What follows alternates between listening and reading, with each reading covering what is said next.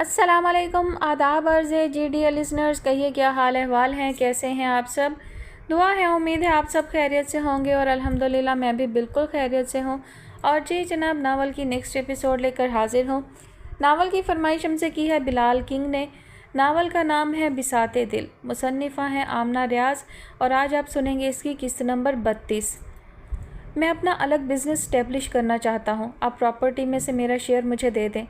حنان نے کھانا شروع کرنے کے چند منٹ بعد کسی کو مخاطب کیے بنا اچانک کہا تھا۔ ڈائننگ ٹیبل کے گرد بیٹھے سب افراد چونک کر پہلے اسے اور پھر باری باری ایک دوسرے کی شکل دیکھنے لگے۔ پھر جہانگیر لاشاری نے سب سے گفتگو کا آغاز کیا تھا۔ تم شیئر لینے کی بات کیوں کر رہے ہو؟ یہ سب کچھ تمہارا ہی تو ہے، اور الگ بزنس شروع کرنے کی بھی کیا ضرورت ہے؟ انٹرپرائزز کے تم تنہا وارث ہو۔ اچھا، اس نے مصروفیت بھرے انداز میں کہا۔ پھر آپ ایسا کریں، خود گھر بیٹھ جائیں اور مجھے بخت انٹرپرائزز کی پاور آف اٹارنی دے دیں۔ جو چیز میری ہے اس کا مکمل اختیار میرے پاس ہونا چاہیے۔ جہانگیر لاشاری کو تو وہ کسی خاطر میں لاتا نہیں تھا۔ اس وقت بھی انداز انتہائی طنزیہ تھا، اور چونکہ اس کے ایسے انداز و اتوار سے شمسہ کی پرانی شناسائی تھی اور وہ یہ بھی جانتی تھی کہ ایسا انداز ہمیشہ ہی کسی طوفان کا پیش خیمہ ثابت ہوتا ہے، اس لیے وہ گھبرا کر اسے مخاطب کر بیٹھی۔ کیسی باتیں کر رہے ہو حنان بیٹا؟ یہ بروقت مداخلت تھی یا بے وقت؟ مگر حنان کے تاثرات مزید طنزیہ ہو گئے۔ کیسی باتیں کر رہا ہوں؟ میرے خیال میں تو یہ بہت اچھی باتیں ہیں، آپ کا کیا خیال ہے؟ سنو حنان، شمسہ کے اضطراب میں اضافہ ہوا تھا اور حنان کی جھنجھلاہٹ میں۔ مجھے پتا تھا میں اپنا شیئر مانگوں گا تو آپ لوگ 100 سوال کریں گے۔ کیا ایسا نہیں ہو سکتا کبھی میری کوئی بات آپ لوگ بنا اعتراضات کیے مان لیں؟ ہر دفعہ کیا، کیوں، کیسے کرنا ضروری ہے؟ گاڈ، اب میں کچھ بھی کہوں گا آپ لوگ اور سوال اٹھائیں گے، اس لیے پلیز ٹو دی پوائنٹ بات کریں۔ مجھے اپنا شیئر ہر حال میں چاہیے۔ نہیں، ہمیں تمہاری ڈیمانڈ پر کوئی اعتراض نہیں ہے، اچانک جہانگیر لاشاری نے مضبوط لہجے میں کہہ کر اسے چونکا دیا۔ جو چیز تمہاری ہے وہ تمہیں ہی مل جانا چاہیے۔ اب وہ اتنے پرسکون نظر آ رہے تھے جتنا کچھ دیر قبل حنان خود کو پرسکون ظاہر کر رہا تھا۔ جہانگیر لاشاری کی خاموشی اسے اکسانے لگی۔ اسے یقین نہیں آ رہا تھا کہ اس کا مطالبہ اتنی آسانی سے مان لیا جائے گا۔ پھر اس نے خاموشی کو توڑا۔ آپ کمپنی مجھے کب ہینڈ اوور کر رہے ہیں؟ تمہاری شادی کے فوراً بعد، جہانگیر لاشاری نے جتنے اطمینان سے کہا اتنے ہی حنان کو پتنگے لگ گئے تھے۔ What do you mean? مام، مجھے میرا شیئر ابھی چاہیے، اس نے بھڑک کر کہا۔ تم اپنی مام سے بات مت کرو، بزنس میرے ہاتھ میں ہے جو مجھے ہی ہینڈ اوور کرنا ہے۔ تمہیں تمہارا شیئر میں دوں گا، مگر یہ سب تمہاری شادی کے بعد۔ ایک دفعہ خود کو اہل ثابت کر لو، مجھے یقین ہو لینے دو کہ تم زندگی کو سنجیدگی سے لینے لگے ہو۔ بلیو می حنان، میں تمہیں صرف تمہارا شیئر نہیں دوں گا، ساری پراپرٹی دے دوں گا۔ مجھے لگتا ہے آپ حواسوں میں نہیں ہیں، میں کیوں خود کو آپ کے لیے اہل ثابت کروں؟ مجھے کچھ ثابت نہیں کرنا۔ پھر اپنا شیئر بھول جاؤ، اور ہاں، اس بار میں تمہاری کوئی حماقت برداشت نہیں کروں گا۔ اگر تم نے کوئی الٹی سیدھی حرکت کی تو میں تمہیں آگ کر دوں گا۔ جہانگیر لاشاری کی نرم لہجے میں کہی بات پر جملہ احباب کو سانپ سونگھ گیا تھا، خود حنان کو بھی۔ شمسہ الگ بے یقینی سے اپنے شریک حیات کو دیکھ رہی تھی۔ آپ مجھے دھمکی دے رہے ہیں؟ اس نے بے یقینی سے نکل کر مٹھیاں بھینچ کر کہا۔ کوئی آگ کرنے کی دھمکی مذاق میں تو نہیں دیتا، 100% دھمکی دے رہا ہوں، کیونکہ اب تم پر بھروسہ کر کے ہم مزید نقصان نہیں اٹھا سکتے۔ اس سے پہلے تم نے جو بھی حماقتیں کی ان کا نقصان تمہیں پہنچا یا ہمیں، مگر اب تم نے کوئی ایسی ویسی حرکت کی تو اس لڑکی کی زندگی خراب ہو جائے گی جو اس گھر کی بہو بننے جا رہی ہے۔ ہمارے خاندان کی ناموس کو جو جھٹکا لگا وہ الگ۔ اگر شمسہ کا اصرار نہ ہوتا تو میں انہیں کبھی ثانیہ کے لیے حامی بھرنے نہ دیتا، اور ایسا صرف تمہاری لاپرواہ اور غیر ذمہ دارانہ طبیعت کی وجہ سے کرتا۔ مگر چونکہ رشتہ ہو چکا ہے اور کچھ روز بعد شادی بھی ہے، اس لیے میں چاہتا ہوں تم یہ لاپرواہی چھوڑ دو۔ ثانیہ تمہارے لیے بہترین انتخاب ہے، اب تمہیں خود کو اس کے لیے بہترین انتخاب ثابت کرنا ہے تاکہ کل کو ہمیں ثانیہ یا اس کے گھر والوں کے سامنے شرمندہ نہ ہونا پڑے۔ حنان انگارہ آنکھیں کھینچے ہوئے اعصاب لیے چند منٹ انہیں دیکھتا رہا، پھر جھاگ کی طرح بیٹھ گیا۔ ٹھیک ہے، اس نے کہا، پھر پوچھا، جو آپ کہہ رہے ہیں مجھے منظور ہے، مگر اس بات کی کیا گارنٹی ہے کہ خود کو اہل ثابت کرنے کے بعد آپ میرے مطالبات پورے کریں گے؟ تمہیں اعتبار کر لینا چاہیے کیونکہ یہ جہانگیر لاشاری کی زبان ہے، حنان قادر کی نہیں۔ انہوں نے پھر بڑے آرام سے اسے آگ لگائی، مگر شمسہ کے لیے یہ بات زیادہ تعجب کا باعث تھی کہ اس بار حنان بالکل نہیں بھڑکا۔ اس نے اطمینان سے اپنی پلیٹ صاف کی اور پانی پی کر ٹیبل سے اٹھ گیا۔ شمسہ سارا وقت ہی خاموش کھولتی رہی کہ آج صرف حنان ہی نہیں، جہانگیر لاشاری نے بھی مختلف رویے کا اظہار کیا تھا۔ ابا جی کے کمرے سے نکل کر وہ اپنے کمرے میں آیا ہی تھا کہ حدید کی کال آ گئی۔ اس نے بددلی سے ریسیو کی۔ حدید موڈ میں تھا، کال ریسیو ہوتے ہی بولا، जनाब मन हज़रत ज़ीशान व आली मर्तबत कहाँ गायब हैं आप? यार तुम निरी बकबक करते हो, उसने उकता कर कहा। वाह वाह, बहुत खूब। माँ बाप से सुलह क्या हो गई, हमारी बातें अब बकबक लगने लगीं। उसके खालिस्तान जनाना अंदाज पर शाहनवाज़ को बेजारी के बावजूद हंसी आ गई। यार हदीद में इतना थका हुआ हूँ कि कोई बात भी अच्छी नहीं लग रही। कल फ्रेश होकर कॉल करूँगा, तुम जितनी देर चाहे अपनी ज़ुबान की धार तेज़ करते रहना। अभी सिर्फ इतना बताओ, फ़ोन क्यों किया है? सिर्फ ये बताने के लिए कि महज 1 रोज़ बाद मेरा निकाह है। अगर आप अपने इंतहाई टफ शेड्यूल में से 2-4 घंटे फुर्सत के निकाल कर तकरीब में शिरकत कर सके तो मैं आपका शुक्रगुजार रहूँगा। उसका तंज में डूबा ठंडा मीठा लहजा शाहनवाज़ को ज़ेरे लब मुस्कुराने पर मजबूर करता रहा। मैं वरीशा हूँ, ना निकाह ख्वां कि मेरी गैर मौजूदगी में तुम्हारा निकाह ना हो सके, उसने मज़ीद चिढ़ाया। लेकिन मेरे निकाह नामे पर एक गवाह के तौर पर तुम्हें ही दस्तखत करना है, याद रहे। जवाब में शाहनवाज़ ने गहरी सांस भरी। हदीद भड़क उठा। लानत है ऐसी दोस्ती पर जो। अच्छा, ज़्यादा इमोशनल होने की ज़रूरत नहीं है, शाहनवाज़ ने जल्दी से कहा। सिर्फ इतना बताओ, शादी से 4 रोज़ पहले निकाह करने का इरादा कैसे बन गया? कोई ख़ास वजह नहीं है, बस अचानक ही प्लान हुआ है। परसों चूँकि जुमा है, इसलिए हम तीनों के निकाह जुमे के खुतबे के बाद मस्जिद में होंगे, उसने कदरे तफसील से बताया। तीनों? मैं, मोहित और हनान। हनान का निकाह भी परसों हो रहा है? हाँ, तुम्हें किसी ने इतला नहीं दी? शमसा खाला का फ़ोन आया था, उन्होंने कहा कि मुमकिन हो तो परसों ही आ जाऊं क्योंकि वहाँ काम ज़्यादा है। कल रात ही तो प्रोग्राम बना है, मुमकिन है जिक्र करना भूल गई हूँ। उसने फ़कत इतना कहा। अच्छा सुनो, अब मुझे दोबारा फ़ोन ना करना पड़े, वक्त से पहले पहुँच जाना, तुम्हें मेरा शहबाला बनना है। अच्छा, उसने हंसते हुए कॉल डिस्कनेक्ट कर दी और गिरने के अंदाज में पीछे की तरफ लेट गया। आपने हनान को धमकाकर अच्छा नहीं किया, वो इतनी उल्टी खोपड़ी का है कि अब ज़रूर ही कोई उल्टी सीधी हरकत कर लेगा। रात तक जब शमसा का सर शोहर के बदले अतवार के मुतालिक सोच सोच कर थक चुका, तब उन्होंने कह ही दिया, कुछ करेगा तो पछताएगा, मैं पहले ही बता चुका हूँ। जहांगीर का लहजा किसी भी लचक से कतई महरूम था। शमसा ने साहब का परेशानी का एहसास आंखों में लिए उन्हें देखा। वो नाक पर पढ़ने का चश्मा लगाए बुरी तरह सामने खुली किताब में गुम थे। एक पल के लिए शमसा को लगा उनको कुछ भी कहना बेकार जाएगा। आप मामले की संगीनी को समझ नहीं रहे और यहाँ मेरा दिमाग सोच सोच कर फटने के करीब हो गया है। कनपट्टियों को दबाते हुए उन्होंने कहा और दराज से मेडिसिन निकालने लगी। किसने कहा है आपसे परेशान होने के लिए या मुस्तकिल उसी बात को सोचते रहने के लिए? जहांगीर लाशारी ने पूछा। हनान इस बार कुछ ऐसा नहीं करेगा जो खुद उसके हक़ में ना हो। जितना भी बेवकूफ़ हो, प्रॉपर्टी हाथ से खो देने का रिस्क नहीं लेगा। मैंने बहुत सोच समझकर ये बात उसके कानों में डाली है। आप समझ नहीं रहे जहांगीर, मैं उसकी माँ हूँ और उसकी रग रग से वाकिफ़ हूँ। ज़िद में आ गया तो बहुत नुकसान कर बैठेगा। शमसा ने हथेली पर गोली मुंह में उछाली और एक घूंट से निगल ली। तो ठीक है ना, नुकसान में इस बार हम उसकी शराकतदारी नहीं करेंगे और इस बार उसे हमारे असूलों के साथ ज़िंदगी गुजारना होगी।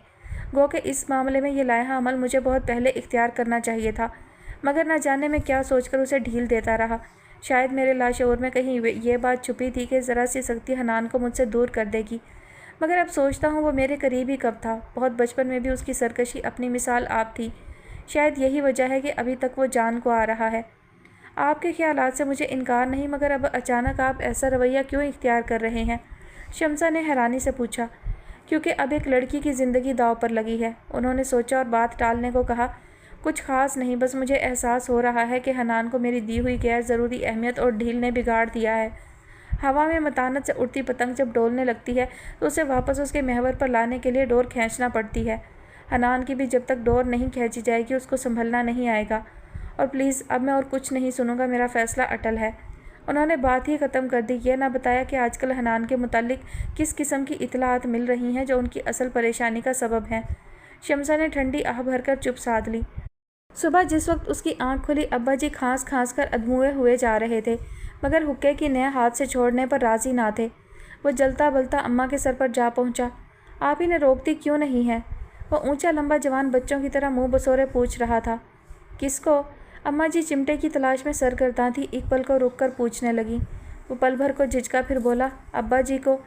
अम्मा जी ने बिना कुछ कहे दूसरी तरफ से पेड़ा उठाकर उसके सामने रख दिया और तवे पर पराठा उलटने लगी। इतनी खांसी आ रही है तो इस हुक्के का पीछा छोड़ क्यों नहीं देते?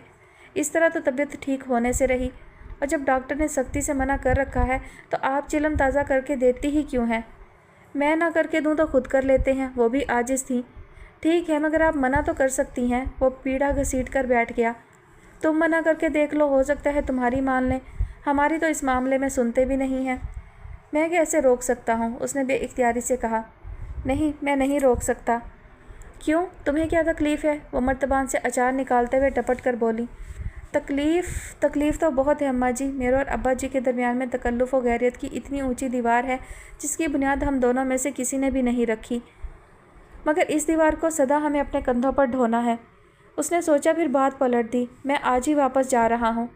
کیوں؟ اماں جی نے سہم کر پوچھا۔ نکاح شادی سے کچھ روز پہلے کر رہے ہیں وہ لوگ، نسبتاً سادگی سے۔ مجھے حدید کی طرف سے گواہ کے طور پر شامل ہونا ہے۔ آپ لوگوں کا جس روز آنے کا ارادہ ہو مجھے فون کر کے بتا دیجیے گا، میں گاڑی بھجوا دوں گا۔ اس نے تفصیل بتا دی۔ شمسا نے ان سب کو مدعو کیا تھا۔ اماں جی غائب دماغی سے سر ہلاتی رہیں، پھر بولی، تمہارے ساتھ کے سب بیاہے جا رہے ہیں، اب تم بھی ارادہ کر لو۔ وہ خاموش رہا تو جھجکتے ہوئے بولی، سمن کی شادی میں بھی تو صرف 15 دن باقی ہیں، تم واپس تو آؤ گے نا؟ الفاظ چاہے کچھ بھی ہوں، مگر وہ ان کا معافی ضمیر سمجھتا تھا، تبھی ہنس دیا۔ کیوں نہیں آؤں گا؟ بڑی بہن کی شادی میرے بغیر ہو گئی، چھوٹی کی نہیں ہو سکتی۔ پھر کچھ خیال آنے پر پوچھنے لگا، اچھا اماں جی، بیلا آپا کے اپنے میاں کے ساتھ کیا اختلافات ہیں؟ وہی جو کم عقل، بے وقوف اور جذباتی لڑکیوں کے ہوتے ہیں، وہ اکتا کر بولی۔ الگ گھر میں رہنا چاہتی ہے، ساس سسر کے جھنجھٹ سے دور۔ الگ گھر والی بات کچھ ایسی قابل مذمت نہیں ہے، شاہ نواز نے کہا۔ دیکھا، شاہ نواز کو بھی میں حق پر لگ رہی ہوں۔ بیلا آپا اندر داخل ہوئیں۔ لیکن آپ کو تو میں کبھی صحیح نہیں لگتی اماں جی، ہر بات میں آپ کے داماد صاحب درست ہوتے ہیں۔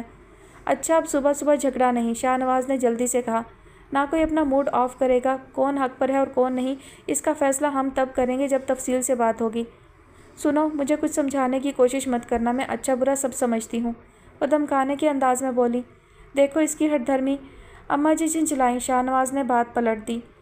اماں جی، آپ ابا جی کو میرے ساتھ چلنے پر راضی کریں، میں آپ کا اور ابا جی کا پرائیویٹ ڈاکٹر سے چیک اپ کرواؤں گا۔ کہہ تو رہی ہوں، تم خود ہی کہہ کر دیکھ لو، ممکن ہے تمہاری سن لیں۔ ہم تو سب کئی بار کہہ چکے ہیں کہ سرکاری ہسپتال کا پیچھا چھوڑ دیں، مگر سنتے ہی نہیں۔ تکلیف سہنا منظور ہے، علاج نہیں۔ تم ہی سمجھاؤ شاہ نواز، مجھے یقین ہے تمہاری مان لیں گے۔ وہ سر جھکا کر کھانے میں جت گیا۔ اماں جی کی فرمائش پوری کرنا اس کے لیے کتنا مشکل تھا، وہی جانتا تھا۔ 4 روز بعد مظہر اس کمرے میں داخل ہوا جو گلشن نگر آتے ہی آنیہ کو دیا گیا تھا اور جہاں پچھلے 4 روز سے وہ قید تھی۔ پہلی نظر میں اسے آنیہ کہیں دکھائی نہیں دی، مگر کمرے میں نظر دوڑانے کے بعد وہ اسے کمرے کی واحد کھڑکی کے قریب بیٹھی دکھائی دی تھی۔ اس نے سر جھکا کر بازو اپنی ٹانگوں کے گرد لپیٹ رکھے تھے، اس کی آنکھوں کے گرد ہلکے پڑ چکے تھے اور رنگت بے حد زرد ہو رہی تھی۔ مظہر نے اپنے پیچھے آتے ملازم سے کھانے کی ٹرے میز پر رکھنے کے لیے کہا۔ اس دوران اس نے آنیہ پر سے نظریں نہیں ہٹائی تھیں۔ جس وقت ملازم ٹرے رکھ کر واپس جا رہا تھا، اس وقت آنیہ نے سر اٹھایا۔ میز پر رکھی ٹرے پر نظر پڑتے ہی اس کی آنکھیں چمک اٹھی تھیں۔ اپنے مضمحل وجود کو سنبھالتی وہ جلدی سے اٹھ کر میز کی طرف لپکی۔ راستے میں حال تپائی سے اسے زبردست ٹھوکر لگی تھی، مگر وہ کسی چیز کی پرواہ کیے بنا آگے بڑھی اور میز کے قریب گرنے کے انداز میں بیٹھ کر بھوکوں کی طرح کھانے لگی۔ وہ جتنا کھا رہی تھی، اجلت کے باعث اس سے زیادہ ضائع کر رہی تھی۔ مظہر صوفے پر بیٹھا خاموشی سے اسے دیکھ رہا تھا اور اس کے ہونٹوں پر بڑی واضح مسکراہٹ تھی۔ آنیہ کے بارے میں اس کا یہ اندازہ بھی غلط نہیں تھا کہ بھوک اس کی کمزوری ہے۔ محض 1.5 دن بھوکے پیاسے گزارنے کے بعد وہ کھانے پر ایسے ٹوٹ پڑی تھی جیسے صدیوں کی بھوکی ہو۔ اسے یہاں قید کرنے کے بعد پہلے روز 3 وقت کھانا بھجوایا گیا۔ 2 وقت اس نے ٹرے دیوار پر دے ماری، تیسری ٹرے جوں کی توں واپس آ گئی۔ اگلی صبح ناشتے کی ٹرے سے اس نے چند لقمے کھائے، باقی دونوں اوقات میں بھی اس نے یہی کیا۔ تیسرے روز ناشتے کی ٹرے سے پھر تھوڑا سا کھا لیا اور لنچ واپس کر دیا۔ رات کے کھانے کی وہ منتظر رہی، مگر اس بار کوئی اس کے لیے کھانا لے کر نہیں آیا۔ وہ رات اور اگلا پورا دن بھوکی رہی اور بھوک کی شدت نے یہ رات بھی سونے نہ دیا، اور آج 5ویں دن مظہر اس کے لیے کھانا لایا تھا اور یہ دیکھ کر دل ہی دل میں مسرور ہو رہا تھا کہ آنیہ کی مزاحمت دم توڑ چکی تھی۔ جو بات وہ آنیہ پر تشدد کر کے نہیں منوا سکتا تھا، وہ بھوکے رہنے کی سزا نے اس سے منوا لی تھی۔ کبھی کبھی تو مظہر کو خود پر رشک آتا تھا، آخر وہ کیسے چٹکیوں میں لڑکیوں کی نبض پہچان لیتا ہے۔ وہ جوئے میں کبھی نہیں ہارتا، آخر ہر بار اس کے پاس بہترین پتے کیسے آ جاتے ہیں۔ ابھی وہ یہی سوچ رہا تھا کہ آنیہ نے کھانے سے ہاتھ کھینچ لیا اور اپنے جلتے بلتے معدے میں پانی کا پورا گلاس انڈیل کر اس نے آستین سے چہرہ پہنچا اور گود میں ہاتھ رکھ کر بیٹھ گئی، مگر اس کی نظریں میز پر چنے کھانے پر تھیں۔ اسے بے اختیار اپنا گھر یاد آیا تھا اور پچھلے 4 روز میں اسے کئی بار اپنا گھر یاد آیا تھا۔ اس گھر کا چھوٹا سا دسترخوان یاد آیا تھا، اس دسترخوان پر رکھی پلیٹیں، چمچے اور گلاس یاد آئے تھے، اور ہر وہ چیز یاد آئی تھی جو اپنی ہر بدتمیزی کے باوجود اس گھر میں اس گھر کے دسترخوان پر میسر ہوتی تھی۔ اپنی کسی بدتمیزی پر اسے کبھی بھوکا نہیں رہنا پڑا تھا۔ جب بھی مرغی پکتی اس کی زبان درازی سے خائف ہو کر مرغی کا سب سے بہترین حصہ اسے دیا جاتا تھا۔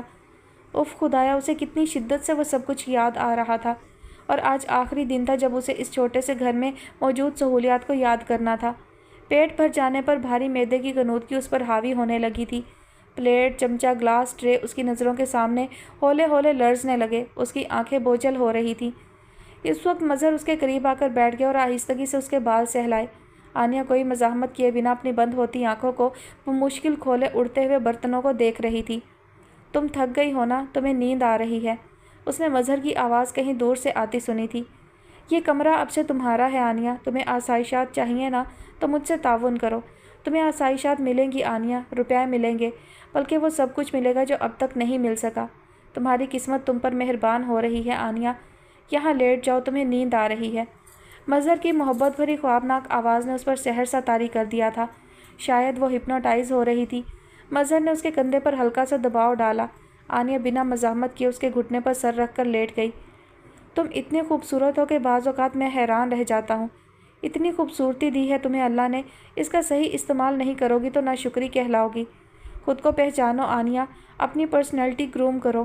تمہیں پتہ ہونا چاہیے تمہارے سامنے بیٹھا شخص کتنی توجہ کا متقاضی ہے، کسے لفظوں سے گھائل کیا جا سکتا ہے، کس پر نظروں کے تیر اثر کریں گے، اور کسے مسکراہٹ کی بجلی سے بھسم کرنا ہے۔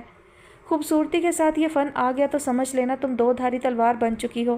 یہ تلوار گردن پر چلی تب بھی مزہ دے گی، تڑپاتی رہی تو بھی، لطف تو بالا۔ بھول جاؤ تم کیا تھی، وہ یاد رکھو جو آج ہو۔ حرام، حلال، نیکی، بدی، فضول باتیں، جو چاہیے چھین لو۔ آگے زندگی میں موقع، تمہاری آنکھیں۔ اس کی بند ہوتی آنکھیں بالکل بند ہو گئیں اور ذہن مکمل غنودگی میں چلا گیا۔ اب وہاں تاریکی تھی، صرف اور صرف تاریکی۔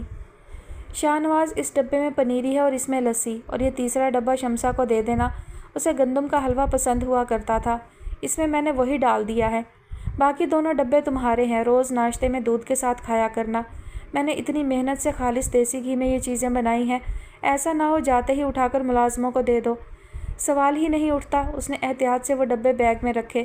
اتنے عرصے سے آپ کے ہاتھوں کی بنی ہوئی ان سوغاتوں کو ترس رہا ہوں، ملازموں کو کس خوشی میں دوں؟ اس نے کپ میں موجود باقی ماندہ چائے حلق میں انڈیلتے ہوئے پیار سے اپنی ماں کا چہرہ دیکھا۔ اسے اپنی ماں سے اتنی محبت تھی کہ دل چاہتا تھا اپنی ماں کو کسی اونچی مسند پر بٹھا دے، جہاں 8 پہر داسیوں سے مور پنکھ سے ہوا دیں اور خوشی اس کے سامنے ہاتھ باندھے کھڑی رہے۔ اصل میں یہ اس کی بے انتہا محبت کا احساس تھا جو سوچ کو گھسیٹ کر ایسی انتہا تک لے جاتا جس سے آگے طلسمی دنیا کی حدود شروع ہو جاتی ہیں۔ دل تو یہ بھی چاہتا تھا کہ اب اماں جی کے گھٹنے پر سر رکھ کر اتنی گہری نیند سوئے کہ پھر بیدار نہ ہونے کا احساس بھی نہ رہے۔ جن کے کندھوں پر نیند کا قرض چڑھا ہو ان کے لیے ہر انتہا ابتدا ہوتی ہے۔ شاہ نواز، ذرا بازار کی طرف سے ہوتے چلے جانا، تمہارے ابا جی دکان پر ہی ہوں گے، انہیں بھی اللہ حافظ کہہ دینا۔ ان کے انداز میں بڑی محسوس کن جھجک کی آمیزش تھی۔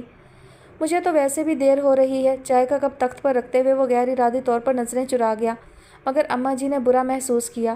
وہ شرمندہ سا ہو گیا اور جلدی سے وضاحت دینے لگا۔ گورنمنٹ اسکول کی طرف سے جاؤں گا تو بس اسٹینڈ تک جلدی پہنچ جاؤں گا، 3 بجے والی کوچ بآسانی مل جائے گی۔ بازار کی طرف سے چکر لمبا پڑتا ہے۔ ویسے بھی میں نے صبح انہیں بتا دیا تھا کہ میں واپس جا رہا ہوں۔ جب وہ دکان کے لیے نکل رہے تھے تو اللہ حافظ بھی کہہ دیا تھا۔ اچھا، جیسے تمہاری مرضی۔ اماں جی نے اس کی پیشانی چوم کر رخصت کیا۔ بہنیں الگ افسردہ تھیں۔ وہ مسکراتے لبوں اور بوجھل دل کے ساتھ باہر نکل آیا۔ دھوپ کی تپش سے محروم زرد شعاعیں سناٹے کی زد میں تھیں۔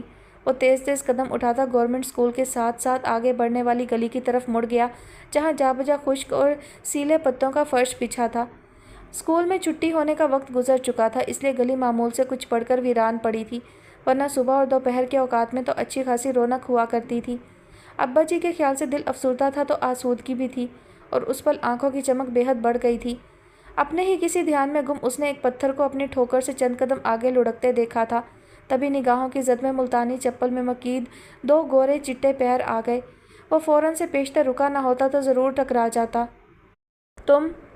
اس کے لب غیر محسوس انداز میں بھینچ گئے۔ آنکھوں میں ٹھہری نرمی و آسودگی پل بھر میں اڑن چھو ہو گئی۔ وہاں ایک ایسی سنجیدگی براجمان تھی جسے گلبانو نے اپنی آنکھوں سے پتھر ہوتے دیکھا تھا۔ وہ ایک طرف سے نکل کر آگے بڑھنے لگا جب گلبانو سرعت سے سامنے آ گئی۔ जा रहे हो शाहनवाज? उसके होंठों से बेकरार सी सरगोशी निकली थी और बेताब नज़रें यूं उसके चेहरे पर दौड़ रही थीं जैसे मुद्दतों की प्यास बुझा रही हों। शाहनवाज ने दूसरी तरफ से निकलना चाहा, वो फिर राह में हायल हुई। हटो मेरे रास्ते से। गजबनाक नज़रों से उसे घूरते हुए वो घुर्राया था। गली आगे पीछे से बिल्कुल खाली थी और शाहनवाज की झिझलाहट में इजाफा कर रही थी। माफ़ी मांगने का एक मौका भी ना दोगे? उस रोज़ भी मुझे तुम्हारे घर से निकाल दिया गया, वो सिसकी। माफ़ी? वो तल्खी से हंस दिया। सवाल ही पैदा नहीं होता। ठीक है, मैं इस रास्ते से हट जाती हूँ, मगर हर रास्ते से तुम मुझे नहीं हटा सकते। बिलफ़र्ज़ तुम ज़िंदगी के 100 रास्तों से गुजरो तो मैं तुम्हें हर रास्ते पर खड़ी मिलूँगी। इतनी आसानी से तुम मुझे नज़रअंदाज नहीं कर सकते। 10 साल इंतज़ार किया है मैंने और 10 साल कम नहीं होते। वो रोते रोते हठ धर्मी से बोली। शाहनवाज की हर रग में जैसे जहर सा दौड़ गया था। मैं उन लोगों में से नहीं हूँ जो ज़िंदगी की स्याह बख्ती से समझौता कर लेते हैं। जब तक मौत नहीं आ जाती 100 नहीं 1000 रास्ते इंसान के मुंतज़िर होते हैं और तुम हर जगह मेरा पीछा नहीं कर सकती। ये तो हुई एक बात। दूसरी बात, तुमने 10 साल इंतज़ार किया है ना, मगर मैंने 10 साल सज़ा भुगती है उस जुर्म की जो मैंने किया ही नहीं। उन 10 सालों का हिसाब लेने का इरादा कर लूँ तो ये जो तुम्हारी शक्ल है ना, इसे आईने में देखते भी खौफ खाओगी। अगली बार मेरा रास्ता रोकने से पहले 100 बार सोचना। इतना आला ज़र्फ़ नहीं हूँ कि हर बार तुम्हारा गुनाह नज़रअंदाज करके आगे बढ़ जाऊँ। वो नफ़रत उछालता आगे बढ़ गया और गुलबानो जैसे मुँह के बल ज़मीन पर आ रही। मुझे मेरी गलती तो बताओ, क्या मोहब्बत मेरा गुनाह है? उसने तड़प कर पूछा। मोहब्बत को बदनाम मत करो। अच्छा भला पाकीज़ा जज्बा तुम जैसों की वजह से गली गली रुलता फिरता है। वो 2 कदम के फासले पर तड़क कर पलटा था। बाकी सवाल रहा गलती का, तो गलती तुम्हारी नहीं, तुम्हारे माँ बाप की है। मुनासिब वक्त पर 2 लगाकर तुम्हें घर में बिठाया होता तो आज तुम सुनसान गलियों में लोगों के रास्ते न रोकती फिरती, किसी की ज़िंदगी बर्बाद ना करती। उसी स्कूल में पढ़ाती हो ना? क्या पढ़ाती हो? जिसने खुद आज तक किसी इखलाकी कदर की पैरवी ना की, उसकी तदरीस में कितना असर होगा? पता नहीं जो तुमसे सीख कर निकलेंगी वो दुनिया वालों पर क्या कहर ढाएंगी। कह लो जो मर्ज़ी कह लो। उसकी टांगें लरज़ने लगीं और घुटनों के बल ज़मीन पर गिर गई। कई एक नोकीले पत्थर तकलीफ़ का उन्वान बने थे, मगर यह तकलीफ़ उस अज़ियत से बहरहाल कम ही थी जो शाहनवाज के अल्फाज ने पहुँचाई थी। एक एक लफ्ज़ गोया नफ़रत में भीगा थप्पड़ था जो गुलबानो के मुँह पर लगा। जितना चाहो बुरा भला कहो, जितनी मर्ज़ी गालियाँ दे लो, मगर मुझसे नफ़रत मत करो। शाहनवाज मैं सब कुछ सह सकती हूँ मगर तुम्हारी नफ़रत नहीं। वो इल्तिजा भरे लहजे में कहती फूट फूट कर रो दी थी कि सिर्फ आज नहीं, जब भी किस्मत ने सामना करवाया उसकी आंखों में नफ़रत ही देखी। नफ़रत? हद से खुशफहमी की। मैं तो तुम्हें अब नफ़रत के काबिल भी नहीं समझता। हकारत भरा लहजा अजियत बनकर समाअत में उतरा था। वो ठिठुरे हुए आंसुओं के साथ बेयकीनी और बेकरारी से उसे देखे गई। मेरी गलती की इतनी बड़ी सज़ा मत दो शाहनवाज। मैं तुम्हें कैसे अपनी शर्मसारी और मोहब्बत का यकीन दिलाऊं? मर जाऊं तुम्हारे लिए तो यकीन करोगे? कोई ज़रूरत नहीं है मेरे सर चढ़ने की। वो हाथ उठाकर नागवारी से बोला। यकीन तो मुझे फिर भी नहीं आना कि बहरहाल तुम्हारी रग रग से वाकिफ़ हूँ। जिसने आज तक किसी और की भलाई का नहीं सोचा, मरने में भी उसकी अपनी ही गर्ज शामिल होगी। पला का तीकन था। रिस्ट वॉच के डायल पर नज़र डालकर बोला, इतना वक्त ज़ाया करवा दिया। काश मैं बाजार की तरफ से निकला होता। रास्ता काट दिया है, पता नहीं अब कोच भी मिलेगी या नहीं। वो झंझलाए अंदाज में बड़बड़ाता हुआ पलटा। तुम्हारे सारे ख़त मैं ज़ाया करता रहा हूँ। अफसोस तुम्हारी ये कोशिश भी बेकार रही। मरने का इतना शौक़ है तो ज़रूर मरो। मुझे फ़ायदा हो या न हो, तुम्हारे सताए हुए इतने हैं, किसी न किसी को ज़रूर फ़ायदा होगा। मुसीबत से छुटकारा पाने की खुशी बहरहाल बड़ी होती है। वीरान गली कुछ देर उसके जूतों की आवाज़ से गूंजती रही। गुलबानो ने जब सर उठाया तो वह गली का मोड़ मुड़ चुका था। पिछली दीवार के साथ लगा खूदरू पौधा उसे देखकर सर्द आहें भर रहा था। नम हवा के लम्स में मुतासफ सरगोशियाँ थीं। इर्द गिर्द बिखरे पत्ते उम्र भर के पछतावे का अहाता करने लगे तो वह ज़मीन पर पड़ा पर्स और रबड़ बैंड चढ़े टेस्ट पेपर उठाकर खड़ी हुई, मगर घुटनों पर लगी चोट की तकलीफ़ भूरी चूटियों की तरह सारे बदन में दौड़ गई थी। एक वो भी वक्त था कि सुई मुझे बाद में चुभती थी और मेरी तकलीफ़ का एहसास तुम तक पहले पहुंच जाता था, और एक ये वक्त है कि मैं लहू लहान हो चुकी हूँ और तुम हमदर्दी की एक नज़र डालने की भी रवादार नहीं। वो छोटे छोटे कदम उठाने लगी। तुमने सही कहा शाहनवाज, तुम मुझसे नफ़रत भी नहीं करते कि बहरहाल ये भी एक ताल्लुक़ है, और तुम्हारी आंखें कहती हैं तुम मुझसे कोई ताल्लुक़ रखना ही नहीं चाहते। नफ़रत में तो फिर भी किसी रियायत की गुंजाइश निकल आती है, और तुम मुझे किसी किस्म की रियायत देने को तैयार नहीं हो। नहीं शाहनवाज, मैं इतने आराम से तुम्हारा पीछा नहीं छोड़ूंगी, कम अज़ कम तब तक नहीं जब तक तुम मुझसे अपनी मोहब्बत का एतराफ़ ना कर लो। सर्द हवा ने करीब से गुजरते हुए उसकी आंखों में ठहरे आंसू को देखा और सर झुकाकर आगे निकल गई। خشک پتے اس کے پیروں تلے چرمرا رہے تھے۔ گیتی دیکھ رہی تھی حنان جب سے آیا تھا خاموشی کی بکل مارے بیٹھا تھا۔ اس کے چہرے پر کسی سوچ کی پرچھائیاں اتنی واضح تھیں کہ چہرہ پڑھنے کے فن سے نابلد انسان بھی سوچ کے عکس کو بھانپ لیتا۔ کیا بات ہے حنان، کچھ پریشان لگ رہے ہو؟ کچھ دیر تو وہ خاموش رہی، مگر پھر جب زیادہ دیر تک اس کی خاموشی اور بے توجہی برداشت نہ کر سکی تو پوچھ لیا، کوئی خاص بات نہیں، بس میں سوچ رہا ہوں۔ نظروں کا زاویہ بدلے بنا اس نے جواب دیا۔ گیتی ہولے سے ہنس دی۔ یہ تو مجھے بھی نظر آ رہا ہے کہ تم سوچ رہے ہو، بلکہ جب سے آئے ہو صرف سوچ ہی رہے ہو، لیکن اصل سوال یہ ہے کہ تم کیا سوچ رہے ہو؟ اس نے اپنے بالوں میں برش چلاتے ہوئے کہا۔ جواباً حنان نے اپنا زاویہ بدلے بغیر صرف نظروں کا اینگل بدل کر اس کی طرف دیکھا۔ گیتی اس وقت سیاہ رنگ کی جینس پر سرخ سلیو لیس ٹاپ پہنے ہوئے تھی۔ اس کے خوبصورت مرمری بازو کسی بھی سنگھار سے محروم ہونے کے باوجود اتنے دلکش لگ رہے تھے کہ ان سے نظریں ہٹانا مشکل تھا۔ اور صرف بازو ہی کیوں، اسے تو گیتی پوری کی پوری اتنی دلکش لگتی تھی کہ بعض اوقات اس پر سے نظریں ہٹانا مشکل ہو جاتا تھا، مگر اس وقت اس کا ذہن اتنے مختلف خیالات کی آماج کا بنا ہوا تھا کہ اس نے یہ انتہائی مشکل کام بڑی آسانی سے کر لیا۔ او ہو، اب پھر مراقبے میں چلے گئے ہو؟ گیتی اکتا کر بولی اور اپنی جگہ سے اٹھ کر اس کے قریب آ بیٹھی۔ کیا پریشانی ہے حنان؟ دیکھو میں تمہاری دوست ہوں، اگر کسی مشکل میں تم میری مدد کر سکتے ہو تو کیا میں تمہاری کوئی پرابلم شیئر بھی نہیں کر سکتی؟ اس نے حنان کے کندھے پر ہاتھ رکھتے ہوئے کہا۔ وہ حنان کے اتنے قریب تھی کہ اس کے پرفیوم کی خوشبو حنان واضح طور پر محسوس کر رہا تھا۔ گیتی کے کہنے کے بعد بھی وہ خاموش رہا، جیسے کسی جوڑ توڑ میں مصروف ہو۔ پھر اس نے فیصلہ کن انداز میں گیتی کی جانب دیکھا اور کہا، گیتی مجھ سے شادی کرو گی؟ گیتی جو اپنا دوسرا ہاتھ اس کے ہاتھ کی طرف بڑھا رہی تھی ہوا میں معلق رہ گیا اور وہ ہکا بکا ہو کر حنان کو دیکھنے لگی، جس کے چہرے اور آنکھوں میں مذاق کا شائبہ تک دکھائی نہ دیتا تھا۔ نکاح خواہ نے اس کے سامنے نشست سنبھال لی تھی۔ چچا جان نے اس کے برابر میں بیٹھ کر اپنا بازو اس کے کندھوں پر پھیلایا۔ ثانیہ کے ڈگمگاتے حوصلے اور لرزتے دل کو بڑی ڈھارس ملی۔ تپتے ہوئے صحرا میں ننگے پیر بھاگتے ہوئے جیسے بادل کا سایہ میسر آ گیا ہو۔ ثانیہ چودھری بنت محمد الیاس چودھری، آپ کو 20 تولے سونا اور 50 لاکھ روپے حق مہر کے عوض حنان قادر بن اسماعیل کے نکاح میں دیا جاتا ہے، قبول ہے؟ ثانیہ کا دل بڑی زور سے کانپا تھا اور آنکھوں سے پانی کے موتی برسنے لگے تھے۔ یا میرے مولا، میری آخری امید بس تو ہی ہے۔ یہ نیا رشتہ جو میں جوڑنے جا رہی ہوں، مجھے اس رشتے کے تقاضے پوری نیک نیتی سے نبھانے کی توفیق عطا فرمانا۔ یا میرے مالک میری مدد کرنا۔ نکاح خواہ اپنا سوال دہرا رہا تھا۔ چچا جان کے ہاتھ کا دباؤ اس کے کندھے پر بڑھ رہا تھا۔ ثانیہ نے آنکھیں زور سے بھینچ کر اپنی تمام ہمتیں جمع کیں اور قبول ہے بول دیا۔ سوال پھر دہرایا گیا، پھر دہرایا گیا۔ اس نے ہر بار پہلے سے زیادہ استحکام سے اپنے دل کی 100% رضامندی سے آمادگی ظاہر کر دی۔ چچا جان نے اس کے سر پر بوسہ دیتے ہوئے مبارکباد دی، پھر ایک کے بعد ایک سب وش کرتے رہے۔ نئی زندگی کی خوشحالی اور کامیابی کی دعائیں، مبارکیں، کہے مٹھائیاں۔ اس کے ساتھ بیٹھا حنان خوب چہک رہا تھا۔ کسی بات پر اس نے کہا لگایا تھا۔ ثانیہ چونک سی گئی۔ کیا یہ خوش ہے؟ کیا یہ آج کے بعد مجھے ویسی عزت دے گا جیسی میں چاہتی ہوں؟ یا ہمیشہ حنان کے نزدیک میں غریب گھر کی ایسی لڑکی رہوں گی جس نے مڈل کلاس سے چھٹکارا حاصل کرنے کے لیے اس سے شادی کی؟ وہ سوچے چلی گئی۔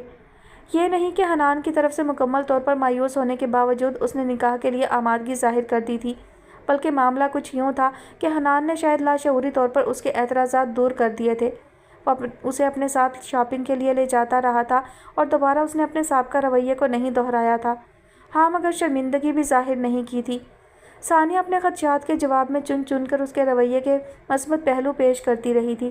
اپنے دل کو مطمئن کرنے کے لیے اس نے کیا کچھ نہیں کیا تھا، اور کچھ نہیں تو حنان کی اتنی سی مہربانی سے متاثر ہو کر اس نے اپنی آنکھوں میں چند خواب سجانے کی کوشش بھی کر ڈالی تھی۔ بے مصرف کوشش۔ شمسا نشوا اس کے پاس آ بیٹھی تھی۔ میں آج بہت خوش ہوں، شمسا نے اس کا ہاتھ تھامتے ہوئے محبت سے کہا تھا۔ خوش کیوں نہیں ہوں گی؟ آپ جانتی ہیں ثانیہ، آپ کو بہو بنانا میری مما کی کتنی بڑی خواہش تھی، نشوا نے کہا۔ ان کا تو بس نہیں چلتا تھا جلد از جلد آپ کو گھر لے آئیں۔ اتنی لگن، ایسی تمنا۔ ثانیہ تو دنگ ہی رہ گئی۔ مجھے ڈر تھا کہیں اتنی اچھی لڑکی ہاتھ سے نہ نکل جائے۔ شمسا کے سادگی و بے ساختگی سے کہنے پر ایک زبردست قہقہہ بلند ہوا تھا۔ جہانگیر لاشاری نے اسے نفیس سا بریسلیٹ گفٹ کیا تھا۔ تبھی شاہ نواز آگے اور اپنا موبائل فون اس کی طرف بڑھا دیا۔ اسوا آپ سے بات کرنا چاہتی ہے۔ ثانیہ نے ذرا کی ذرا پلکیں اٹھا کر اسے دیکھا، پھر فون لے کر کان سے لگا لیا۔ ہیلو، واہ بھابو، کیا لگ رہی ہو یار۔ میں حنان کی جگہ ہوتی تو اب تک ضرور رخصتی کے لیے شور مچا چکی ہوتی۔ ایئر پیس پر اسے اسوا کی کھنکتی ہوئی آواز سنائی دی تھی۔ तुम्हें इन सब बातों की खबर कैसे हो गई? उसने हौले से मुस्कुराते हुए बेहद धीमी आवाज़ में पूछा। अभी शाहनवाज भाई घर आए थे, उन्हीं के कैमरे में देखी है। इतने खूबसूरत पोज है तुम्हारे कि बस। मैं तो शाहनवाज भाई से पूछ रही थी क्या कोई और इतना अच्छा नहीं लग रहा था कि आप इसकी तस्वीर खींचते। सारी तस्वीरें तुम्हारी ही खींची हैं और वो भी एक से बढ़कर एक। सानिया ने बेसाख्ता शाहनवाज की तरफ देखा। वो सर झुकाए दोनों हाथ पुश्त पर बांधे शूज़ की टो से फर्श कुरेद रहा था। सानिया ने नज़रों का जाविया बदल लिया। उज़्वा कुछ और भी कह रही थी, वो ध्यान से सुन ना सकी। चंद मिनट बाद बात मुकम्मल करके मोबाइल उसकी तरफ बढ़ा दिया। शाहनवाज ने मोबाइल जेब में डाल लिया, दूसरे हाथ से एक छोटा सा गिफ्ट पैक उसकी जानिब बढ़ा दिया।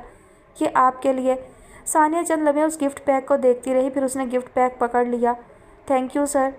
भाई ये क्या बात हुई? अभी उसका जुमला पूरा भी ना हुआ था कि जहांगीर लाशारी ने कहा, शाहनवाज मुझे सर कहता है, तुम इसे सर कहती हो। तकल्लुफ़ का ये ताल्लुक़ कब तक चलेगा? रिश्ता बदल गया है, अलकाब भी बदल जाने चाहिए।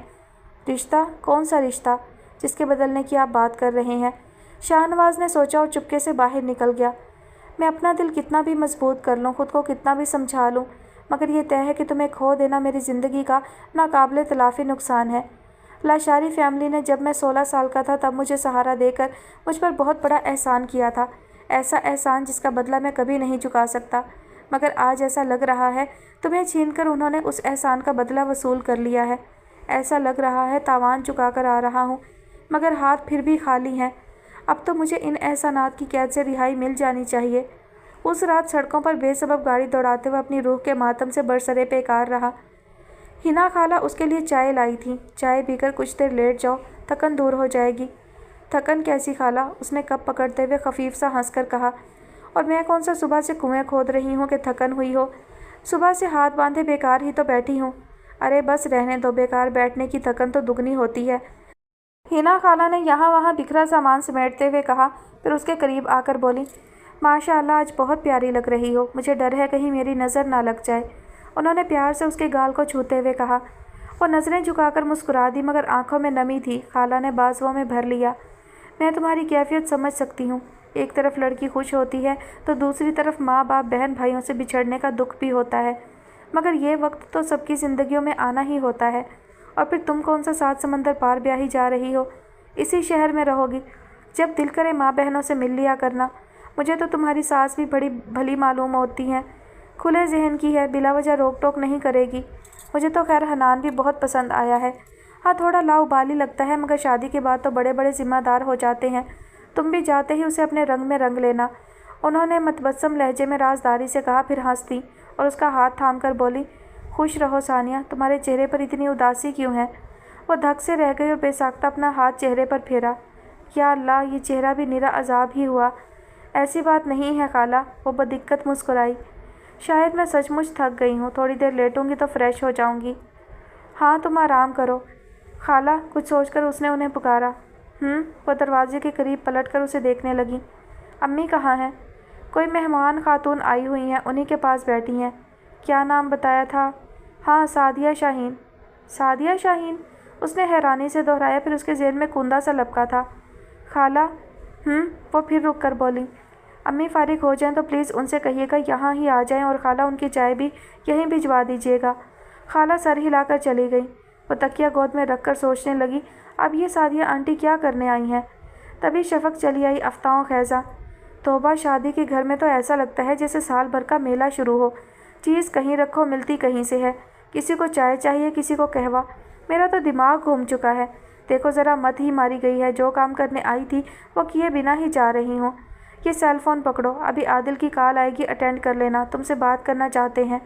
हालांकि मैंने कहा भी कि कल तो आप आ ही रहे हैं, फ़ेस टू फेस बात कर लीजिएगा, मगर ना जी, उन्हें अपनी बड़ी साली को अभी मुबारक देना है। उफ़ शफक, कितना बोलती हो तुम। सानिया ने सर थाम लिया।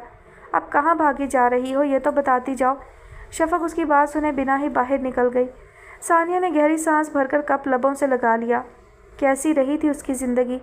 हमेशा एहतियात के गिलाफ में लिपटी, कभी खुलकर सांस ना लिया, कभी जी भरकर हंस ना सकी। बाप की लापरवाही और बेहिसी ने वक्त से पहले बाशऊर बना दिया। अपनी उम्र से बढ़कर सोचने लगी। हवा के आहट से मुश्किलात का पता लगाने लगी। ज़िंदगी पहले के कम मुश्किल थी, मगर अब मुश्किल तर मालूम होने लगी थी। क्यों? इस सवाल का जवाब तलाशना बड़ा दिक्कत आमेज़ था। जैसी भी मुशक्क़त की, जितनी भी जिद्दोजहद की, मगर सच तो ये था कि ऐसी थकन पहले कभी महसूस ना हुई थी। अब तो लगता था रगें कट रही हैं। सेल फ़ोन की बेल बज रही थी। उसने हड़बड़ाकर फ़ोन उठाया और कान से लगा लिया। हेलो, अस्सलाम वालेकुम। वालेकुम अस्सलाम, जीती रहो, शफक बता रही थी, बहुत खुश हो। आदिल की चहकती हुई आवाज़ उसकी समाज से टकरा रही थी। लगता है अपना वक्त भूल चुके हो, वरना मुझसे ना पूछते। उसने ज़बरदस्ती लहजे में तबस्सुम भरकर पूछा। अच्छा, मैं भी अपनी दफ़ा खुश लग रहा था। असल में मुझे तो सिर्फ इतना ही याद है कि मैं सर झुकाकर खामोश बैठा था और सोच रहा था, ये कैद मैंने खुद पसंद की है, अब सारी ज़िंदगी भुगतना पड़ेगा। वो रत्ती बराबर भी संजीदा ना था। शफक को आने तो बताती हूँ तुम्हारे ख्यालात, उसने धमकाया। अरे ये गज़ब मत करना, वरना कल एयरपोर्ट पर ही मुझे गंजा कर देगी, उसने हंसते हुए कहा। बहरहाल बहुत बहुत मुबारक हो। इतनी जल्दी थी तुम्हें निकाह पढ़वाने की, एक दिन भाई का इंतज़ार नहीं कर सकी? वो चिढ़ाने लगा। नहीं नहीं आदिल, तुम्हारी मौजूदगी से ज़्यादा खुशी की बात और क्या हो सकती थी। वो तो शमसा आंटी ने 2 रोज़ पहले ही निकाह के लिए इसरार शुरू कर दिया, तो हमें मानना पड़ा। अब्बू ने आना पसंद नहीं किया, तैमूर भी नहीं है, तुम तो होते। वो उदासी से बोली। ताया जान नहीं आए? आदिल ने तेज़ी से पूछा। नहीं, उन्होंने कहा उनकी बेटियां उनके लिए मर चुकी हैं। आदिल कुछ देर बोल ही ना सका। ठीक है, जैसे उनकी मर्ज़ी, वो नहीं आना चाहते तो ना सही। तुम्हारा एक भाई इस दुनिया में नहीं है तो क्या हुआ, मैं तो अभी ज़िंदा हूँ ना। सानिया की आंखें भीग गईं। इतना मान देने का शुक्रिया आदिल। ज़्यादा फॉर्मेलिटीज़ में मत पड़ो, वो टपट कर बोला। मेरी फ़्लाइट में अभी कुछ घंटे बाकी हैं, शॉपिंग के लिए जा सकता हूँ। जहेज़ में रखने के लिए किसी चीज़ की ज़रूरत हो तो बता दो। नहीं आदिल, किसी चीज़ की ज़रूरत नहीं, बस तुम पहुँच जाओ। लाइन कट गई थी। सानिया ने सेल फ़ोन कान से हटाकर बटन दबाया और पलंग पर रख दिया। चंद मिनट ही गुजरे होंगे कि रिंग फिर पास होने लगी। हेलो, सानिया ने लम्हा भी ज़ाया किए बिना सेल फ़ोन कान से लगा लिया। हेलो शफक भाभी। वो जो कोई भी था उजलत में बोलते बोलते ठिठक कर खामोश हो गया। सानिया अपनी जगह खामोश रही। ये आवाज़ किसकी थी, ये जानने के लिए उसे किसी गवाही की ज़रूरत नहीं थी। दिल पहले ही बोझल था, उसका दिल चाहा फ़ोन बंद कर दे। दोनों के दरमियान खामोशी हायल रही। फिर शाहनवाज ने कहा, शफक भाभी से बात हो सकती है? वो इस वक्त मौजूद नहीं है, आप कुछ देर बाद कॉल कर लें, उसने आहिस्तगी से जवाब दिया और खामोशी बढ़ने लगी तो फ़ोन बंद कर दिया। बोझल दिल, उदास रूह, उसने लेटकर तकिया चेहरे पर रख लिया। खाली जहन पर बाहर से आती मध्यम आवाज़ें भी बड़ी गिरां गुजर रही थी। चंद मिनट गुजरे, बेल फिर बजने लगी। सानिया का दिल तेज़ी से धड़कने लगा। उसने अपने कानों पर हाथ इतनी मजबूती से रखे कि हाथों की रगें उभर आईं और कान दहकने लगे। उसने हाथ हटाए। बीप एक तवातर से बजने के बाद बंद हो चुकी थी और कमरे में खामोशी का राज था। उसने बेकरारी से मोबाइल फ़ोन उठाकर नंबर चेक करना चाहा। उसी वक्त फिर से बेल बजने लगी। सानिया बुरी तरह मतज़ब्ज़ब थी। बेल मुसलसल बज रही थी।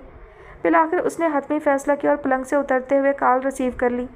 आप प्लीज़ होल्ड पर रहिए, मैं शफक से। सानिया, मुझे आपसे बात करना है, शाहनवाज ने तेज़ी से कहा।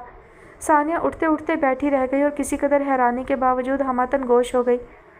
मैं जानता हूँ आप मुझसे बात नहीं करना चाहती, लेकिन कुछ बातें ऐसी हैं जिन्हें मैं समझता हूँ आपको ज़रूर पता होना चाहिए। आप सुन रही हैं ना? जी, मतजस्सस होते हुए उसने भरपूर आमादगी से कहा। क्या मैं समझूँ आप मेरी पूरी बात सुने बगैर फ़ोन बंद नहीं करेंगी? उसने झिझकते हुए पूछा। अब वो ज़रा ठिठकी। जी, मैं आपसे माज़रत करना चाहता हूँ।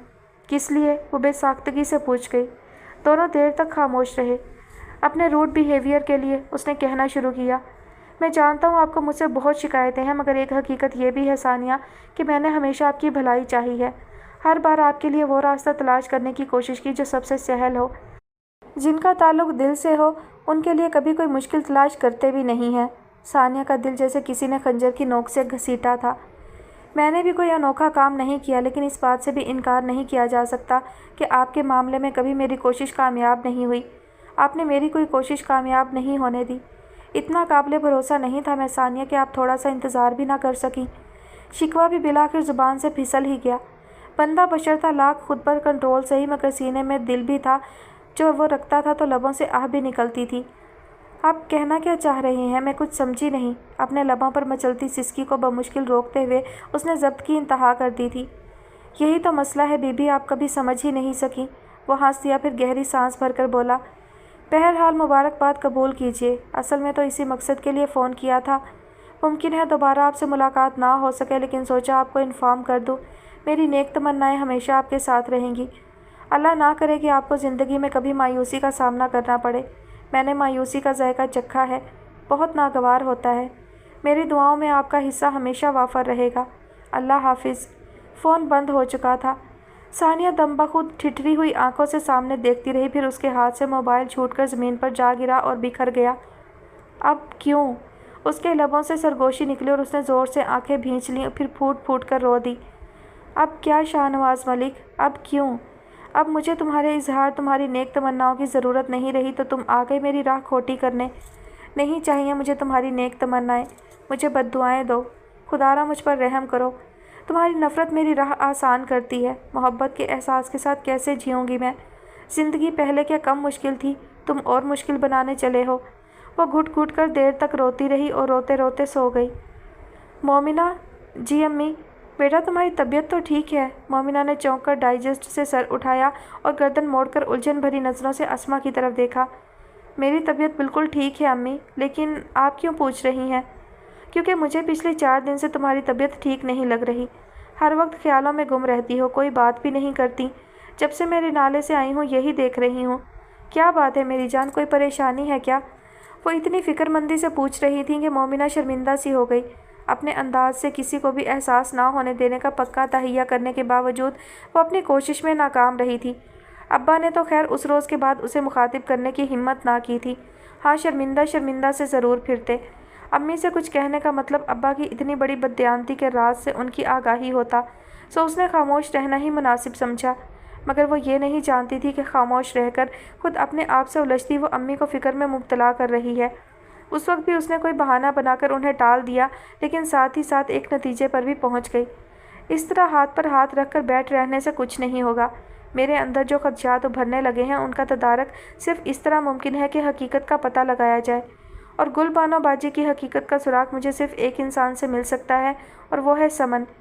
یہ خیال آتے ہی اس نے وہ ڈائجسٹ ایک طرف اچھال کر تیر کی تیزی سے باہر کی جانب لپکی، پھر ٹھٹک کر رک گئی۔ ناصر صحن میں کھڑا امی سے بات کر رہا تھا۔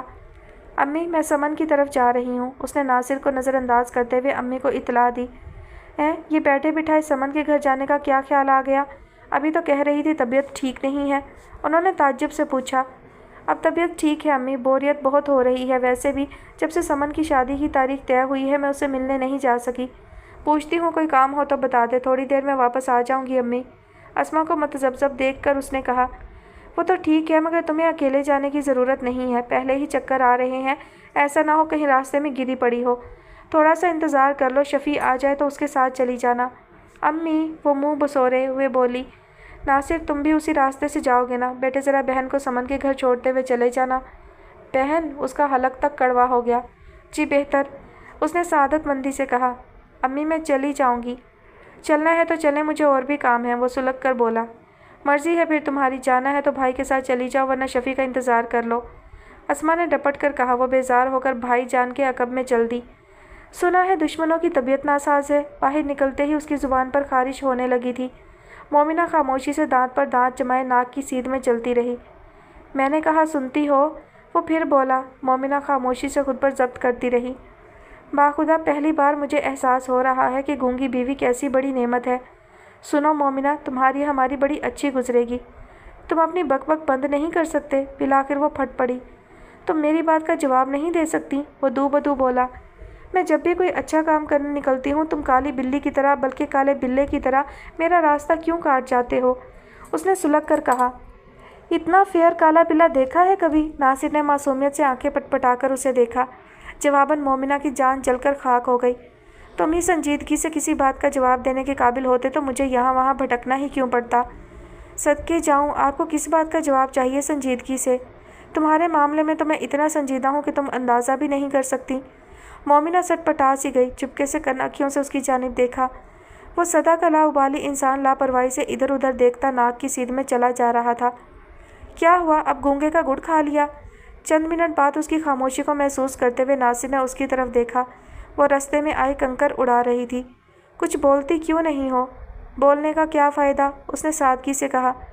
تمہارے سامنے بولنے کا قطعاً فائدہ نہیں، تم میری فیلنگز سمجھ ہی نہیں سکتے۔ چلو جی، اب یہ الزام بھی لگا دو مجھ غریب کے سر، وہ تڑپ کر بولا۔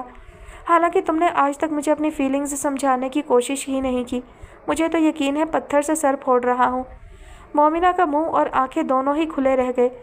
अब आंखें फाड़ फाड़ कर क्या देख रही हो? वैसे तो बड़ी अक्लमंद बनी फिरती हो, मगर हकीकत ये है कि अकल नाम की चीज़ तुम्हारे अंदर सिरे से है ही नहीं। कोई बात बिना कहे भी समझ लेना चाहिए। मैं भी आखिर को इंतहाई शरीफ और नजीबुत्तरफ़ैन घराने का बेहद खुश शक्ल, ज़हीन, होनहार और लायक फ़र्जंद हूँ। मुँह फाड़ कर इजहार इश्क करता अच्छा लगूंगा क्या? और फिर तुमने ये सोचा भी कैसे कि मैं तुमसे ये कहूँगा कि मैं तुमसे बेहद मोहब्बत करता हूँ? आज से नहीं, उस वक्त से जब तुम पहली बार इस गाँव में आई थी। और यह कि मुझे लगता है मेरी ज़िंदगी तुम्हारे बगैर इतनी फीकी और बदमज़ा होगी जितने फीके और बदमज़ा बगैर चनों के गोलगप्पे होते हैं। नहीं मोमिना फ़ारूक, मैं ये सारी बातें मरकर भी तुम्हें नहीं कहूँगा। मोमिना की हंसी छूट गई, जिसे छुपाने के लिए उसने गर्दन मोड़कर चेहरा छुपा लिया। मैं नहीं कहता, मेरे बुजुर्ग कहते हैं कि जब कोई लड़की आपकी बात सुनकर हंस दे तो समझ लेना चाहिए वो आपकी ज़िंदगी में चने, मेरा मतलब है रोशनी लाने के लिए तैयार है।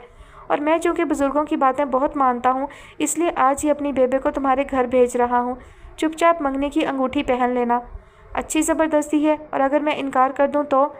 ये तो हो ही नहीं सकता, वो मान से अकड़ कर बोला। अच्छा ठीक है, मगर मेरी एक शर्त है, मोमिना पुरसोच अंदाज में बोली। तुम्हें मुझे गुलबानो बाजी और अपने शाहनवाज़ भाई की हकीकत बताना होगी।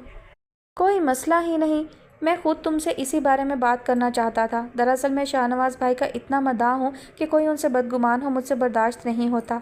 इसलिए मैंने पहले ही सोच लिया था तुम्हारी बदगुमानी ज़रूर दूर करूँगा। अब सिर्फ डायलॉग्स ही बोलोगे या कुछ बताओगे भी? मैं समन से इस बारे में पहले ही बात कर चुका हूँ, वही तुम्हें सारी बात बताएगी, मगर मुमकिन है वो आज तुम्हें कुछ ना बता सके क्योंकि उसके अब्बा की तबीयत ठीक नहीं है। ताया जी को क्या हुआ? उन्हें सांस लेने में तकलीफ़ महसूस होती है। कल रात से तकलीफ़ कुछ ज़्यादा है। मैं भी उनकी अयादत के लिए ही जा रहा हूँ। अच्छा फिर तुम ही कुछ बता दो। ओफ़ो, लड़कियाँ किस कदर बेसब्री होती हैं। भाई बात लंबी है, रास्ते में तो नहीं बता सकता, और कहीं आराम से तो तुम मेरे साथ बैठोगी नहीं। या ऐसा करते हैं ये किस्सा हमारी शादी के बाद तक के लिए उठा रखते हैं। इत्मीनान से बेफिक्र होकर सुनना, फिर जालिम समाज हमारे इकट्ठा बैठने पर कदगन भी नहीं लगा सकेगा। तुम बड़े फजूल इंसान हो। अभी तक तो मैंने तुमसे शादी की हामी भी नहीं भरी और तुमने इतनी दूर तक की बातें सोचना शुरू कर दी। अरे मैं बड़ा दूर अंदेश इंसान हूँ ना। अच्छा वाकई? इसमें इतना हैरान होकर आंखें पटपटाने की क्या ज़रूरत है? दरअसल तुम्हें अभी मेरी सलाहियतों का अंदाज़ा ही नहीं है। मैं तो इतना मामला फ़हम हूँ, और दूर अंदेशी का यह आलम है कि अपने बच्चों के नाम भी सोच चुका हूँ। माशाअल्लाह, क्या कहने आपकी दूर अंदेशी के। वो शर्म और झंझलाहट से सुर्ख होते बोली। जी बहुत शुक्रिया, दरअसल मैं हूँ ही इतना बाकमाल कि कोई भी मुतासिर हो जाता है। अदाए बेनियाजी से कहते उसने फ़र्जी कॉलर झाड़े थे। अगली सुबह वो अपने मामूल के मुताबिक उस वक्त बेदार हुई जब अज़ाने हुए आधा घंटा गुजर चुका था। आसमान के सीने से लिपटी नौखैर सुबह के चेहरे पर नौज़ायदा बच्चे की सी पाकीज़गी दिखाई देती थी। वज़ू करते हुए आईने पर नज़र पड़ गई, हाथ ठिठक से गए। आंखों में आंसुओं की सुर्खी और चेहरे पर वर्म सा महसूस होता था। जहन में झमाका सा हुआ, बहुत कुछ याद आया था। उसने झटपट वज़ू किया, बड़ी लगन से नमाज अदा करने के बाद दुआ मांगने के लिए हाथ उठाए तो फिर उलझ सी गई। क्या मांगे आखिर? अपनी खुशियाँ या मकसद की कामयाबी? बहनों का अच्छा मुस्तकबिल या माँ की सेहत? दिल का सुकून और इत्मीनान या दिमाग की तसल्ली? उलझन बढ़ने लगी तो यूं ही चेहरे पर हाथ फेर कर उठ गई। किचन की लाइट जल रही थी और शफक जमाइयाँ रोकती जल्दी बेदार होने वालों के लिए चाय नाश्ते के बंदोबस्त में लगी थी। मैं कुछ मदद करूं? शफक ने एक और जमाई लेते हुए गर्दन मोड़कर उसे देखा, फिर बोली, अब एक दिन की मेहमान से क्या काम करवाऊं? सारी बुजुर्ग खवातीन जाग रही हैं, तुम्हें काम करता देख लिया तो मेरी शामत आ जाएगी। उसकी आवाज़ भी नींद से बोझल थी। अम्मी कहाँ हैं? सानिया ने ग्लास स्टैंड से ग्लास निकालकर सिंक के नल से पानी भरते हुए पूछा। लाउंज में ही थी, कह रही थी इत्मीनान से तिलावत करना चाहती हूँ, तुम सो जाओ थोड़ी देर, फिर सारा दिन आराम करने की फुर्सत नहीं मिलेगी। सानिया ने खाली और ज़हनी से उसकी बात सुनी और ग्लास रखकर दरवाजे की सिमत पड़ गई। फिर दरवाजे के करीब रुकी और बोली, सुनो, एक कप चाय मुझे भी दे देना। हाय, मैं क्या समझ रही हूँ, सुनाई नहीं देता? शफक कहती रह गई। सानिया छोटे छोटे कदम उठाती पहले बरामदे में आई, फिर वहीं से लाउंज में झांका।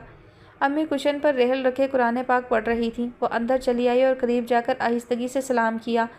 अम्मी ने नज़रें उठाकर उसे देखा, साथ ही सर के इशारे से सलाम का जवाब दिया।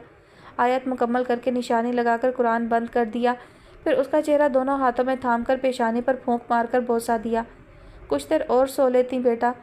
नींद नहीं आ रही अम्मी। वो उनकी गोद में सर रख कर लेट गई। अम्मी ने तस्बीह उठा ली, साथ साथ वो उसके बालों में भी उंगलियां चला रही थी। क्या सोच रही हो सानी? बड़ी देर बाद उन्होंने पूछा। पता नहीं अम्मी। चंद मिनट बाद वो कदरे नासमझी से बोली, وہ جیسے اپنی سوچ بھی پڑھنے سے قاصر تھی۔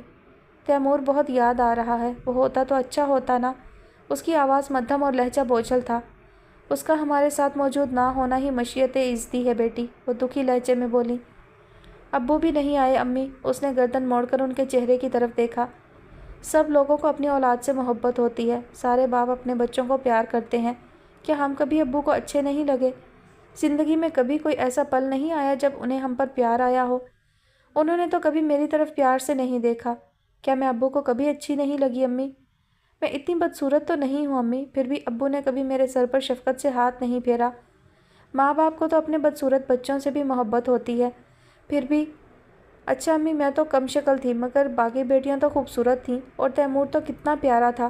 مجھے یاد ہے اس کے چھوٹے چھوٹے ہاتھ پیر کتنے خوبصورت، نرم و ملائم ہوتے تھے، مگر ابو اس کی بھی ہمیشہ پٹائی کرتے تھے۔ کیا انہیں اس کے ننھے منھے کان مروڑتے ہوئے ترس نہیں آیا؟ اور اس کے ہاتھوں پر جب بید مارتے تھے؟ میں نے بہت سوچا ہے امی، بہت یاد کرنے کی کوشش کی، مگر مجھے ایک بھی یاد ایسی نہیں آئی کہ ابو نے مجھے سینے سے لگایا ہو، میری پریشانی کے متعلق پوچھا ہو، مجھے چوٹ لگی ہو اور ابو نے مجھے سہلایا ہو۔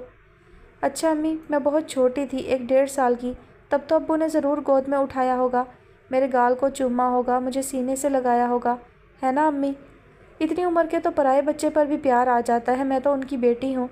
وہ ان کی گود میں سر رکھے بے حد مشتاق انداز میں سوالیہ نظروں سے ان کی طرف دیکھ رہی تھی۔ حلیمہ سے فوراً کوئی جواب نہ بن پڑا، آنسو ایک تواتر سے بہہ رہے تھے اور وہ تعجب و دکھ سے ثانیہ کو دیکھ رہی تھی۔ ایسی باتیں مت کرو میری جان، میں نے تو آج تک یہی کوشش کی کہ تم لوگوں کو باپ کی کمی محسوس نہ ہونے دوں۔ کیا میں اپنی کوششوں میں ناکام رہی ہوں ثانی؟ نہیں امی، اس نے تڑپ کر ان کا ہاتھ تھام لیا۔ آپ کی محبت، آپ کی جد و جہد تو ہمارا مان ہے، لیکن… وہ خاموش ہو گئی، پھر اس نے کروٹ بدل لی۔ آپ پریشان نہ ہو امی، بس ویسے ہی میرا دل بھر آ رہا ہے، وہ کچھ یاد آ رہا ہے جو کبھی سوچا بھی نہیں۔ وہ ہنس دی۔ آپ فکر مند نہ ہو، میں اب یاد نہیں کروں گی یہ سب کچھ۔ میرا دل گھبرا رہا ہے ثانی، تم خوش تو ہو نا؟ بہت خوش ہوں امی، کل کو جب آؤں گی تو خود ہی دیکھ لیجیے گا، بس مجھے دعائیں چاہیے۔ میری بچی، میری تو ساری دعائیں تمہارے ہی لیے ہیں۔ انہوں نے جھک کر اس کی پیشانی کو چوما۔ اب کچھ دیر سو جاؤ، طبیعت بہل جائے گی۔ یہیں سو جاؤں امی؟ پتہ نہیں پھر کبھی اتنی فرصت سے آپ کی گود میں سر رکھنے کا موقع ملے نہ ملے۔ سو جاؤ میری گڑیا، سو جاؤ۔ اور اس نے سعادت مندی سے آنکھیں بند کر لیں۔ نہیں امی، میں جھوٹ بول رہی ہوں، آپ کی محبت میں کمی نہیں تھی، مگر ابو کی جگہ ہمیشہ خالی رہی۔ آپ کیا جانیں، جب میری کلاس فیلوز اپنے ابو کا ہاتھ پکڑ کر گولیاں ٹافیاں لینے جاتی تھیں تو اپنے گھر کے دروازے کے سامنے بیٹھ کر میرے دل میں کیسے حسرت اٹھتی تھی۔ میرا کتنا دل چاہتا تھا وہ مجھے پیار کریں، گود میں بٹھائیں، اپنے ساتھ کھانا کھلائیں۔ اور آپ کو کیا پتہ امی، میرا اب بھی کتنا دل چاہتا ہے کہ ابو ایک بار آ کر مجھے سینے سے لگا لیں اور میں ان کے کندھے پر سر رکھ کر سارے دل ادر بھول جاؤں۔ ابو کبھی ہمیں میسر نہ ہو سکے، بھائی کو آنیا نے چھین لیا۔ اتنے آنسو ہیں میری آنکھوں میں امی، اتنی آہیں ہیں جنہیں میں کبھی لبوں تک نہیں لاتی، لیکن اب میرا دل چاہتا ہے امی میں زور زور سے روؤں، اپنے بھائی کا ماتم کروں، اپنے باپ کا غم روؤں، لیکن کس کے سامنے؟ میں کہاں جاؤں امی، میرے لیے کوئی جائے پناہ نہیں ہے۔ میں رونا چاہتی ہوں امی، میں کس کے سامنے روؤں؟ ایک کندھا میسر آنے کی آس بندھی تھی سو وہ بھی نہ رہی، پھر بڑی بڑی باتیں کرتا ہے۔ میری پٹاری میں ایک اور حسرت کا اضافہ۔ کس کس کے دیے غم سنبھالنا ہے مجھے امی؟ آپ کہتی ہیں نا میں آپ کی باحوصلہ بیٹی ہوں۔ نہیں ہوں امی، اندر سے ریزہ ریزہ ہو چکی ہوں میں، کرچی کرچی ہو کر بکھر رہی ہوں۔ یہ فخر نہیں ہے، کوئی دعویٰ بھی نہیں، مگر اپنی بہنوں کے اچھے مستقبل کے لیے، آپ کی زندگی کے لیے اپنی اندیکھی قیمت لگوائی ہے میں نے۔ آپ اللہ سے دعا کریں وہ مجھے مایوس نہ کرے، میری کوشش کامیاب کر دے، پھر میں ہر دکھ سہ لوں گی، قسم سے امی آپ کی خاطر سب سہ لوں گی۔ سینے میں سسکیوں کا طوفان مچل رہا تھا، لب خاموش تھے۔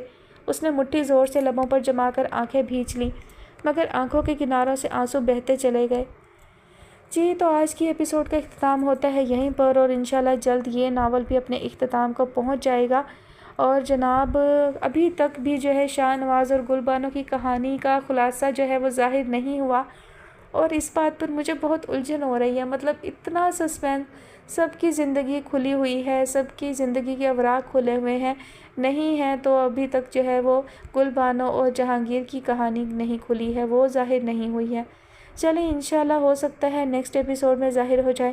اپنا بہت سارا خیال رکھیے گا، مجھے اپنی دعاؤں میں یاد رکھیے گا۔ اللہ حافظ۔